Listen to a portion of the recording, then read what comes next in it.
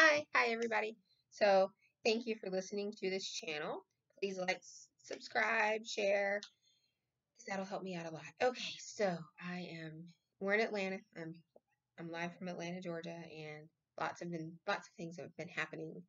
Um, and I really have been getting a lot of huge downloads lately about like generational curses and about toxic leadership and healthy leadership. And so a generational curse is nothing more than a mindset that you pass down to someone.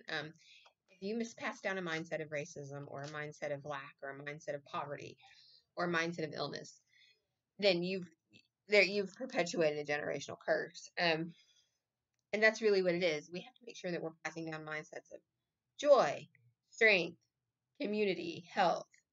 And that's the only way you're going to break that generational curse if any of you guys feel like you have it. So leadership, here's the thing, leadership. Okay, a toxic leader or a leader that's not living intuitively or leading in an intuitive manner always creates a villain. There always has to be a villain. So look at our nation right now. Look at even your homes, our schools. If there's a villain created and it's not unified, then that leader has created a toxic energy. And that's fake leadership. It's not intuitive leadership. It's not leading from the heart. So always look for that red flag when you're dealing with any organization. Okay.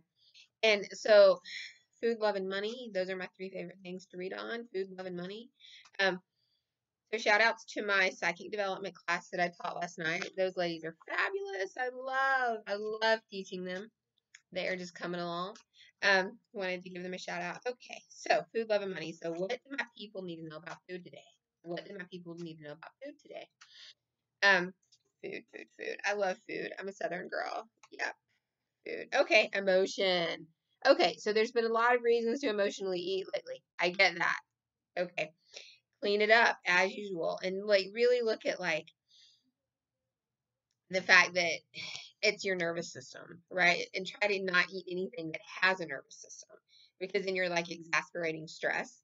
So if the food you're eating, if you're looking at it and you're like, this has eyeballs, this has a nervous system, reach for a plant, reach for a potato, reach for like something without a nervous system, because then it's like there's already all this stress and anxiety on earth right now. And I live close into the city and I can just feel the stress and anxiety coming out of the city. And then if I eat wholesome things, vegetables, then that's going to decrease my stress and anxiety. If I eat things with nervous systems, things that died scared, that's going to increase my nervous system, okay?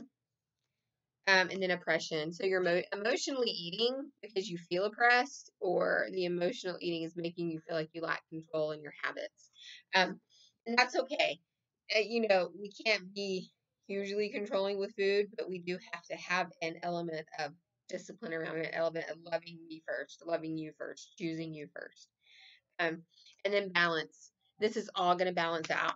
You're not going to be emotionally eating forever, like balance. You're going to find your strength. You're going to find your balance in that. And emotionally eat strawberries. I went through a phase where I was just eating a ton of strawberries. And, I didn't beat myself up about it. It just was. So you will find balance in your food situation. You may have lack in your food situation. Ask for balance in it. Keep reaffirming that there's plenty. Like you're telling your subconscious and your ego, there's plenty of food for everyone. There's plenty of food for everyone. Okay, so love. Let's do love. What do my people need to know about love? What do my people need to know about love? My people need to know about love. Love. And love reading on love. Because it doesn't matter how old you are, where you come from, everybody needs to know about love. Balance. Again, I love that card. Some people read this as juggling, like she's juggling, but I read it as more balance because she's not stressed. There's nothing in the air. She's sort of just balancing things out. There's water around her, so that's emotion. So she may be balancing her emotions. The sun's out. She's got her feet firmly planted on the ground. It could be that you are balancing one foot in heaven, one foot on earth. A lot of empaths always have to live in that balance. And then the queen, right? That's the Queen of Pentacles. Good. It could be also that this is about love and that you're about to have like a lot of balance and a lot of abundance with love. It's coming in for you. Oh, another King of Pentacles. Right on. So, and it could be that the love you already have is sort of balancing out. You could have gone through a moment of like, I don't want to quarantine with this person anymore, or a moment of when you're home, you really do see like the habits of your partner and like the habits. You're like, oh my God, this is how my house runs. I was so caught up with work that I didn't even know. And that's starting to smooth out. You're creating new habits for yourself and your family, which is good. And that's really what we need to do. We need to all create new habits and new lifestyles. Okay, money. Let's do money. Food, love, and money. What do my people need to know about money? What do my people need to know about money? First of all, I'm hearing calm down. It's going to be okay.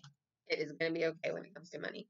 Like the Four of Staves, that's a union card. It's some sort of partnership. It could be a job offer. It could be you're starting a business with someone, or it could be that someone offers you just help, right? But it's a celebratory card. And then there are 5 cups, right? So be really, really grateful for what you did have, right? But see, this is the thing. She's got all these cups. She's so bad looking at the past. She's so depressed about looking at the past. She's not even seeing. She's still got 2 more cups in front of her, right? She's not out, but she seems that she's out. And a lot of people are looking like missing the past, missing our old ways of living that much. But you're not seeing the blessings right in front of you. And then the 2 of Staves. Okay, so we have to always look for our options, always keep our options open when it comes to money. Never are you going to stop self developing or self improving. And it's not healthy to just be content where you're at. You always be happy, incredibly content and grateful, but always seek for more. Always be like, how can I do better? Right? How can I make my life better, easier, more efficient? And there's nothing wrong with that. So keep that in mind. Okay, we're going to do a card for the collective. Okay, the bottom of the deck, Princess of Staves, right? The collective energy right now is the Princess of. Okay, so Athena. So this is probably Athena. Athena was coming to me on the drive-in this morning. So Athena was the goddess of like justice and warfare and math and like making the scales even again. And she has been with us all year, really. And I like Athena because she's not over emotional. She levels things out, right? Fairness. She's not afraid to go to war to create better justice. She's not afraid to level things out or to stand in her power. And it doesn't have to be violent war. She's just not afraid to stand in her power. And I think that we all need to call on Athena a little bit more and say, okay, how do we, in a healthy way, solve the injustices of this world that we're seeing? Also, I was getting that, riots and protests happen.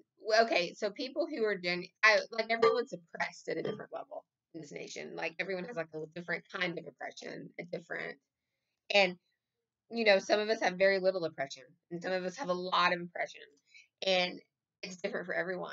I definitely don't have as much as some do, and I recognize that, and I hold space for those who are oppressed. I really do, and I'm always there to offer whatever they need. Um, so when there's a large amount of people in one society that's just in deep oppression, they tend to. That's when there's a window for riots, when there's a window for like that oppression to just like spew out, and it looks really ugly. And the people who are not oppressed that much are like, oh my gosh, it's so ugly. And good or bad, I'm not saying it's good or bad. I'm saying that that's a symptom of oppression, right? When there's all this chaos that happens, when there's destruction.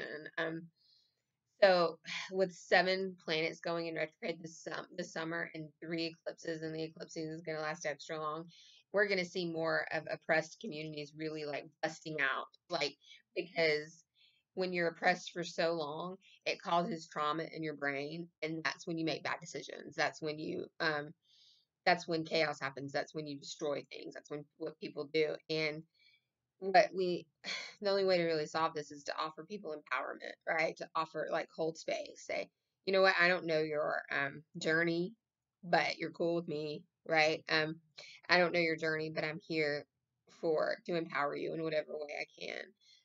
And there's people who are even less oppressed than me, and I'm really grateful for those people along my journey who have offered me empowerment and helped me when they couldn't, had my back and stood behind me. So that is what I have for you today. I'm so happy you're listening to me. Continue to listen to past ones. If you're hearing this today, you're meant to hear it, right? If you were guided to me today, please like, share, and subscribe to my channel. And eat well today. Live well. spend money well. You know, how do you vote? The best way to vote is with your dollar. I always say that. Give your dollars to small businesses. Give your dollars to minority businesses. Um, so remember, when you give a woman an opportunity, you are giving her the world. Namaste.